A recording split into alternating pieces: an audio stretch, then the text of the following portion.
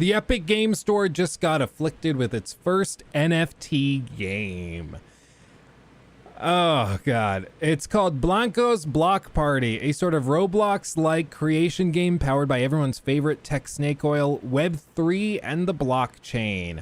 First, in acknowledgement, we featured Blanco's Block Party at the PC Gaming Show in 2020, a time when the idea of blockchain-based gaming was still in its unassuming infancy, as opposed to its current scammy speculative recovering from the recent crypto crash adolescence.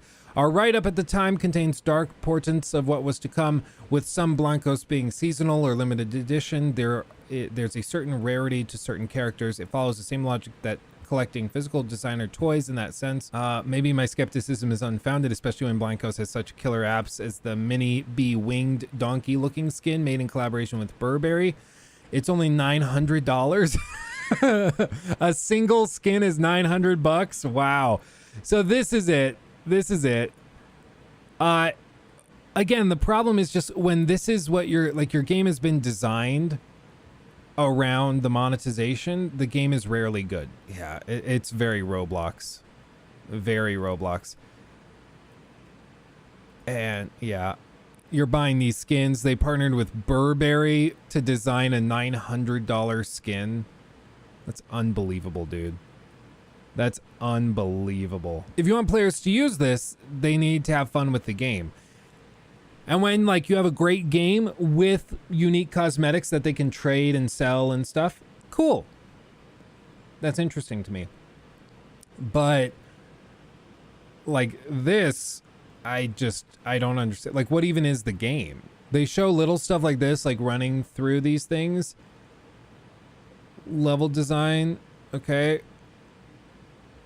Some light combat. But then all of it focuses on the cosmetics and the NFT aspect of it. It's that's what the game has been built around, is the NFTs. And when that's all your game has going for it, it's just not going to do well. And plus the Burberry skin for $900, that's too delicious. I mean, you can't make that stuff up. That's just tremendous. I don't know, man. The NFT thing, though, I'm glad that it is settled down, because everybody, it was so annoying to hear every 10 seconds, oh, NFTs, Web3, it's the future of everything. And I just can't stand it. There has been no demonstration of how it will make the average consumer's life better, markedly better. They say, oh, it allows you to own your digital content. Okay. So if I buy a copy of a movie on Amazon, can I sell that copy of a movie to a friend? Well, no, not like that. But if you buy a skin, you can sell it on our in-game store, and then you can get a cut from that, and we'll also get a cut from that. Okay. It just starts to sound like a pyramid scheme, The people at the top who own the first NFTs, they make tons of money. And then as it goes down, the people underneath them that sell that NFT will all pay a cut to the guy above them that made the NFT. And then as they sell it to another guy and they sell it to other people underneath them, every time it trades, money get passed up the chain back to the original creator. So you could just make millions of dollars off of one NFT that you design. How cool is that? You go up and you draw the pyramid. That's what it is. It's insane. And I think the whole thing, Andres, NFTs, you do have to be, I think we have to be a little more tactical with how we address them with these big companies, because the environmental point, I just don't think is very convincing. I just don't think it is that easy to win the argument on that point.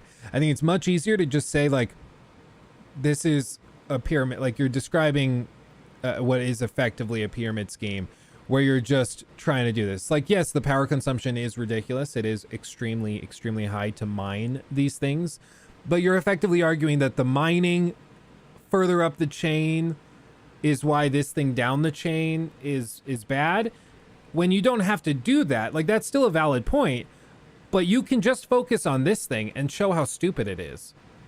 And I think that will do way better at convincing them. Some people might say oh, well, the big companies, they're just terrified of being accused of being bad for the environment. So maybe that is more effective, and maybe that is the case. But I think for most average people, if you're talking to like, you know, Tammy down the street, I think it's much easier to just explain like, no, the whole thing is like just a ploy for game companies to get a cut of something when it trades hands countless times. Like, they're trying to get your kid to start trying to flip digital assets, and that's insane. Like, let your kid just play a video game. Don't make him have to like juggle trading and buying and selling and hustling. You know, that's, come on. Get 2 people into NFTs and they get 2 people in NFTs, and then so on, and profit. Well, especially because like, so I don't actually know his name, and I don't think he would ever watch this stuff, so I think it's okay. Yeah, the noise, it's because it's like 85 degrees in here and I turned on the AC. Yeah, I'll turn it off for this. It's just very hot. Maybe we'll do a video reaction, then I'll mute myself. So we knew this guy. He's a very sweet guy. He's a good family man. He's trying to do like get something going. He's trying to make something of himself. But he's one of those types of people where he jumps on the latest fad every time that the new thing happens. Like, crypto comes out, he's all into crypto. And not just like Bitcoin, he's into all the little things. NFTs come out, all into NFTs. He's that kind of guy. And he got really into NFTs. And we were at Thanksgiving, I guess it would have been last year. And we were talking with this guy. And he was describing all of these things that he was doing, and that he was working on a mobile app with a new company, I think is what it was, where they would allow you to sell NFTs from all of your places. And then he was going to tie it into like clothing, so you could buy a t-shirt with your NFT on it, and then you could sell the t-shirt to other people and you would get a royalty for that design. So almost like getting royalties for a design is what he wanted to do. And he described it to me, and I was just baffled because I was like, so you're just gonna like, you're making a site where you like sell t-shirts, and then if you design something, then you get a cut of whatever shirt somebody designed using it. But why would they use your thing if they have to pay extra for it? Like that, and how is that different than just any website that's out right now, where you just go on a website, you drag and drop something that somebody else designed, and you have to pay for it? That's a thing already. That already exists. And he's like, oh, well, it's because, you know, it's a unique digital token, so no one in the world has something like that. I'm like, yeah, but once it's been printed, it's not that digital token. It's been printed. Like, it's just a shirt at that point. So what's stopping me from just going over to Teespring, taking a screen cap of the design off your website and then pasting it into this Teespring designer and just printing the shirt through them? He's like, well, that would technically be illegal because they don't have the right to use it. I'm like, yeah, but like, once the t-shirt's been printed for $10, are you really going to file a lawsuit over a $10 t-shirt? Like, is that your business plan, that you're going to file lawsuits over $10 t-shirts? And I'm like, that just doesn't make sense. And it doesn't, like, again, you're trying to create a product that you're pitching to the consumer. You're trying to come up with something that convinces them that they should like work with that product, that they should put money up for it. And when your best explanation, like your best idea, is something that already exists and something that other people do way better for cheaper, like, it's you shouldn't be surprised when it doesn't catch on and when people tease you about it. And that's what it was for this. It was just like, dude, I don't mean to be like a Debbie Downer, but you need to probably figure out something else, because this ain't it, fam. This ain't it. Wasn't that the entire discussion for NFTs from the start? What's stopping anybody from copying it? Well, like, Louver, I think the one thing that made sense to me, as a pitch, was like, say in a game like Apex. Apex, if you aren't familiar, I guess I could actually, it'll probably be easiest if I just launch Apex and I show you this. I never play as, for example, like Watson. I just don't play as Watson, okay? But you see, I've unlocked some skins for her that I'm never going to use. That's pretty fire, actually. It's not bad. I've unlocked these skins, but I never play as her, so I have no use for them. The pitch for NFTs, if the pitch was like, oh, we're going to assign each of these a unique digital identifier, so you could sell your magnetic mantis skin for say $1.50, or it converts to like 150 Apex credits, and you can sell those to somebody else. That's kind of cool.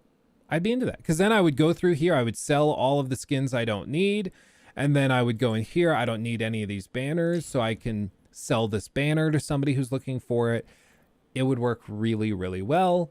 It would let me benefit from stuff that I don't use. I can understand why that pitch is there.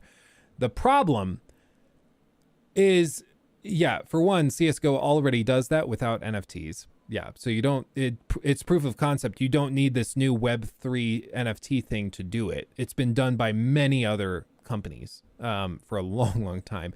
And the other problem is that the whole pitch around NFTs from these game publishers is that every time that trades hands, they will get a cut of it.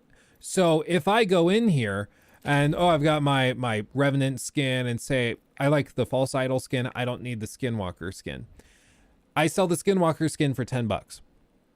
Some dude out there buys it for $10.